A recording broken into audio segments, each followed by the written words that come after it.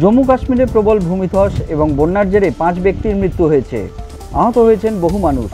অগণিত বাড়ির ক্ষতি হয়েছে। কয়েকশো বাসিন্দা ইতিমধ্যেই গৃহহারা হয়েছেন। ভারী বৃষ্টি এবং ধসের জেরে ইতিমধ্যেই বিপর্যস্ত ডোডা, রেসি, কিস্তোয়ার, রামবান এবং বারামুলার বিস্তীর্ণ অংশ।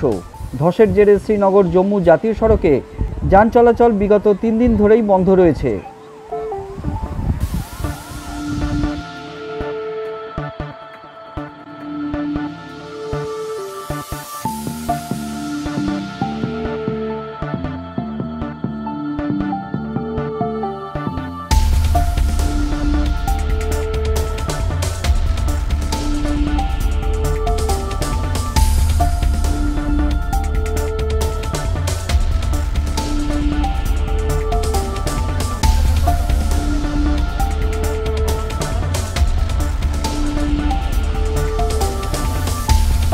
কৃষিকাজ শ্রীনগর।